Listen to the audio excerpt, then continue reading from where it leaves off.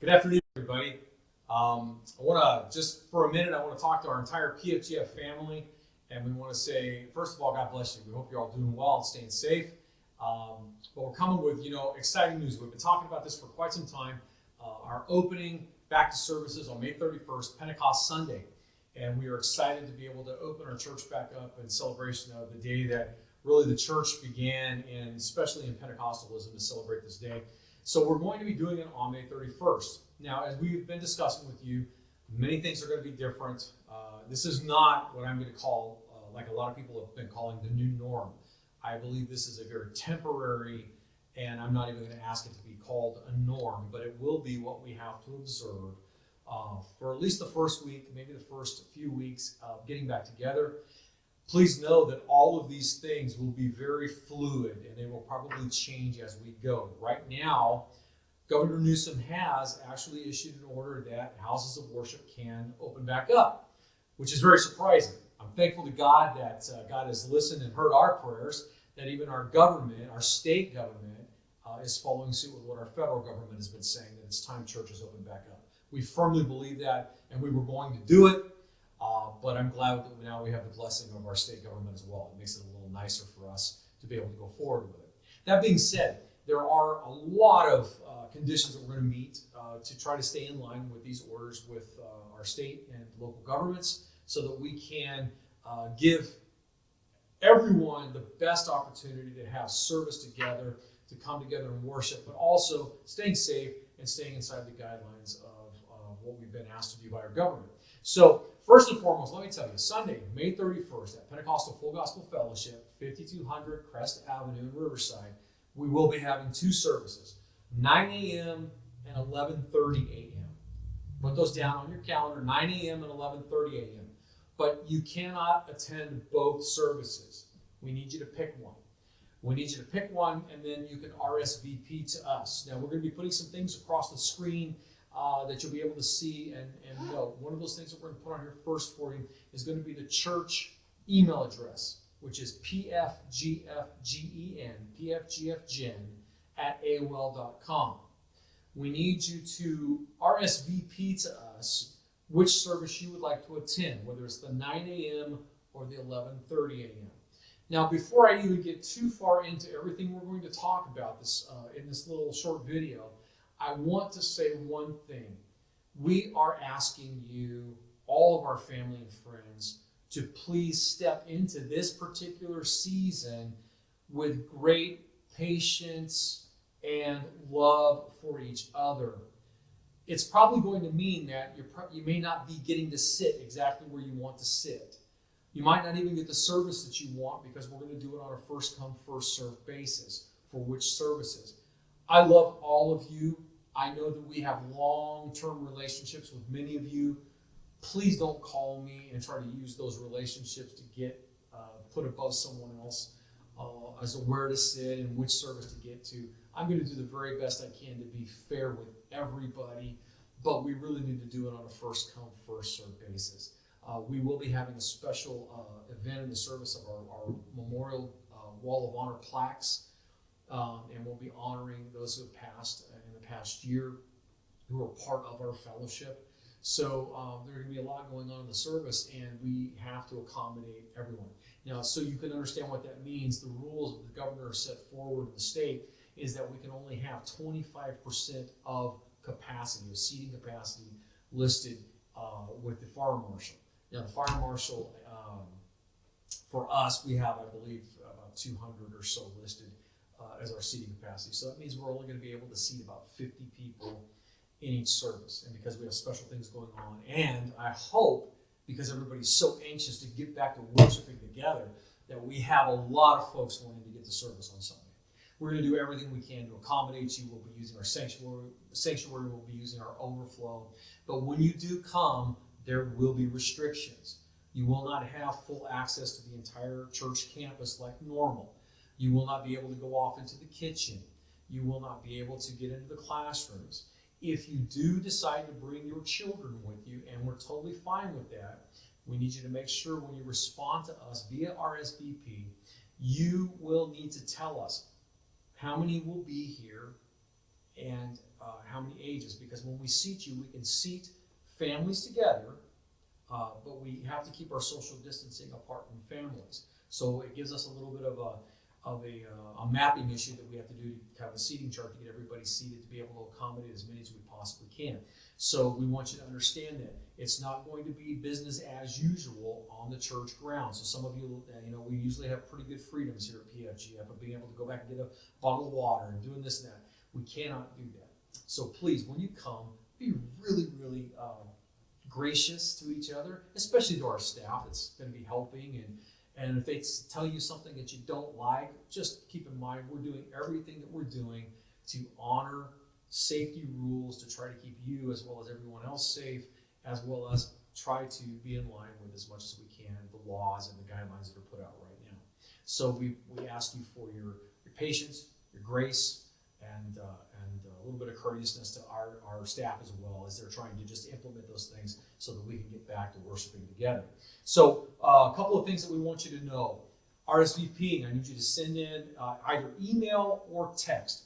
You can email it to pfgfgen@aol.com, or you can text it to me directly on my cell phone at 951-707-7996. When you respond, what we need from you is your name, obviously, how many people will be in your family attending, and if you have children, please list your children's ages so that we know who's coming.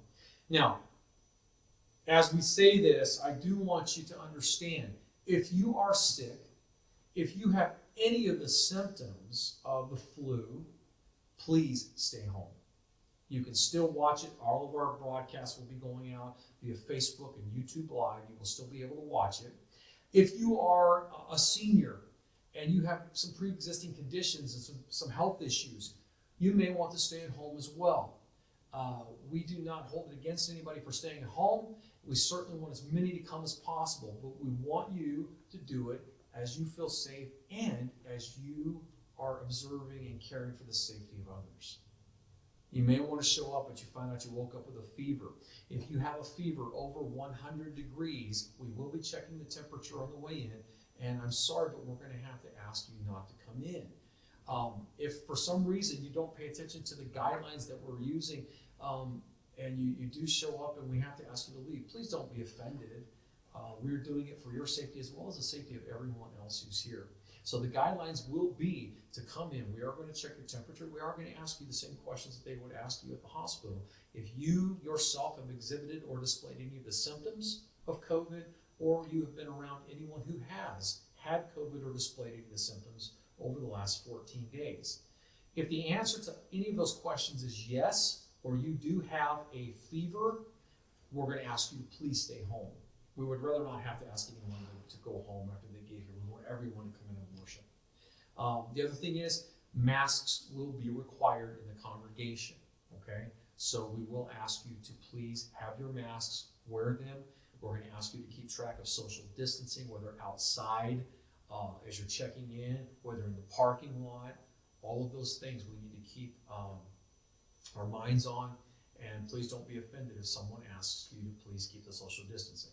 With that being said, we will not be doing handshaking. We will not be doing hugging. I know this is going to offend a lot of you, but this is the way it needs to be for right now. If this is just a season, we'll get past this season, but we need to observe these things for now. Not even fist bumping. And we will not even be handing out bulletins. So there won't be physical contact going on outside of families. And I want everybody to know it's not because we're fearful of anything, but we care about everyone's health, and we want to make sure everyone has a comfort level when they come into service. Everyone has a comfort level when they come into service. So please observe those things. If you have any of those risks, if you're sick, or if you yourself are at some kind of risk for things, please stay home and watch us on our live streams and worship with us that way. As I said, you are going to check in at the front. We will have our regular entry where you normally come in the front doors, but you will not exit that way. You'll come back through and go out our side door, and that will be our exit. So we'll keep a flow of traffic going that way. The other thing I want you to know is that the social distancing will not only be outside, it will be inside. We will have you seated. I mentioned this earlier. You'll be seated in certain areas. Just because of a size of families and different things, we may not get you back in that exact same seat that you're used to. Please bear with us. Please be understanding and gracious towards us as we try to do this. Also, restroom use. The restrooms will be open and available for use, but we will have a limit of one person at a time in the restrooms, unless it is a parent with a child who needs to take the child in, or it's someone who's disabled who has to have help in using the restroom. So we will have attendants there. You will be asked to use hand sanitizer when you come in the building and when you go out of the restrooms. Okay, so we're going to ask you to use hand sanitizer as well, so we can keep everyone safe without that risk. One of the things I cannot stress enough is the graciousness of all of us together. We want to come together, we want to worship, but we want to love each other. That means that there may be some things that you don't like the way it's laid out, it's set up. Be patient, be loving, be kind. We're going to do the best that we can to make this the best experience we can during this very trying season. We're praying that it doesn't last very long, but we're not sure. It could be this week, it could be a few weeks. We don't know how long it's going to last to do it this way. But we want to get back to the business of forsaking not the assembling of ourselves together, because we absolutely see the day of the return of our Lord approaching, and we don't want to be caught up, as is the manner of some people who say it's okay not to get together, that we can do it in some other method. We were told, we were commanded to come together, worship with those of like faith, come together and enjoy the fellowship together. And we will do that to the very best of our ability. So we want you to be here with us on that day, Sunday, May 31st, 9 a.m. and 11:30 a.m. Please RSVP back to us with the service you would like to attend.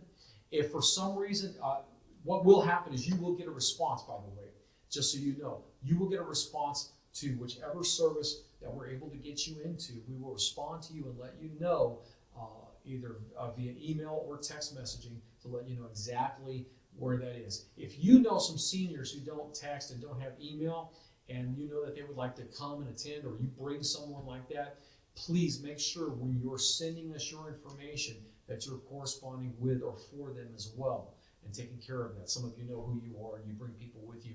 Please make sure and include that information so that we can know the exact numbers and know exactly who we're talking about bringing in. We will respond to you. Hopefully the service you request will be the service you can get into, but that could be that we may need to ask you to come to the other service, one or the other of the services. If that happens, please be kind. We're going to do the best we can to get you in. I keep saying that, I know I do, but I know that we get in kind of our habits sometimes of coming to church, and we like it where we like it. We want to sit in a specific space that we want to sit in. Trust me, I know where everybody sits. I'll do my very best to get you where you belong. But I may have to make some adjustments based on family sizes and based on social distancing. So give me the love, give me a little bit of grace, and we'll do the best we can in this trying time.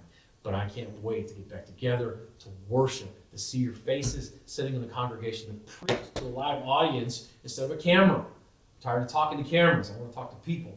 I want to see your faces. I want to see your eyes. So be here. Make sure that we come together. Let's worship together. But if you don't feel comfortable in coming together, we totally understand. We fully understand. Stay home. Watch us on the live stream. The one other thing I want to mention, somebody asked me the other day how we're going to be taking offerings as well. We will not be passing the offering plate around. We're going to do as much as we can to limit everyone touching something. We will have an offering box in the foyer for you that you can put it in. We'll have envelopes and pens there so that you can do that as well. You can always give in the other ways that you've been giving throughout this entire pandemic going on throughout the entire quarantine time. So we still have all of those options open as well. So God bless you. I pray that we get to see you on Sunday. And let's move forward and look forward to the time where we have no more restrictions. God bless.